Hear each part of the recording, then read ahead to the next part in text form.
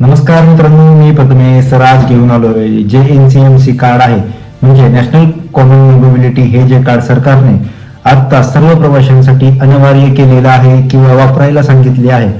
एसटीचा प्रवास करत्या दरम्यान तुम्हाला जे पैसे द्यायला लागत होते तर ते आता पैसे देण्याची गरज नाहीये किंवा हे NCMC कार्ड लवकरात लवकर तुम्ही SC महामंडळाच्या डेपोमध्ये जाऊन तुम्हाला लवकरात लवकर काढून घ्यायचे आहे. त्याचबरोबर माझ्याकडे एक कार्ड आहे, हे जुने कार्ड आहे तर मी तुम्हाला दाखवतो. हे आहे ते कार्ड,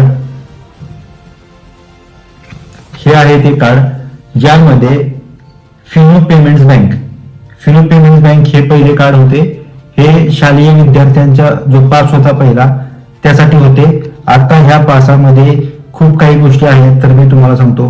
महाराष्ट्र महामार्ग परिवहन मंडळाचे हे जे कार्ड आहे त्याचबरोबर इथे आपले नाव येते. त्यानंतर हे आपले कार्ड कशासाठी वापरतो आपण, प्रवास म्हणजे प्रवासासाठी वेगळे असते किंवा शालेय विद्यार्थ्यांसाठी देखील ह्या कार्डवरती एक मेन्शन केलं जातं की हे कार्ड कशासाठी वापरले जात आहे. तर इथं बघा, इथं नाव दिलेलं आहे, इथं विद्यार्थी पास आहे. त्याचबरोबर महाराष्ट्र राज्य महामार्ग, त्याचबरोबर ह्या कार्डचे सगळे अपडेट्स आहेत किंवा कार्डला कसा रिचार्ज करावा लागतो किंवा कुठे जावं लागतं ह्या सगळ्या डिटेल्स देखील या ठिकाणी दिलेल्या आहेत. त्याचबरोबर कार्ड नंबर देखील आहे या ठिकाणी.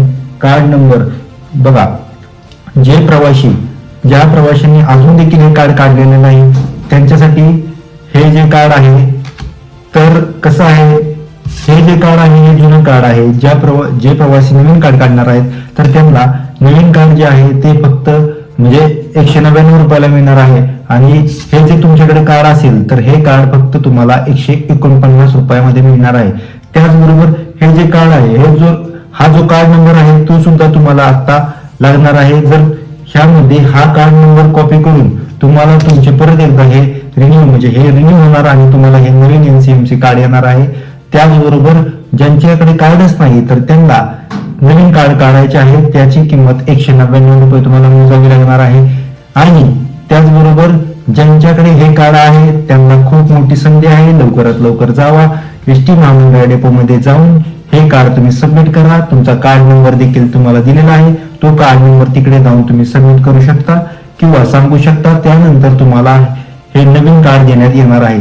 तर अशा काही अपडेट आहेत, NCMC कार्ड असतील किंवा शासनाच्या ज्या अपडेट असतात तर मी तुम्हाला लवकरच तुमच्यापर्यंत पोहोचवणार आहे. त्याचबरोबर ह्या कार्डसाठी जे डॉक्युमेंटरी लागणार आहे तर मी तुम्हाला लवकरात लवकर सांगणार आहे. भेटूया पुढच्या व्हिडिओमध्ये. धन्यवाद.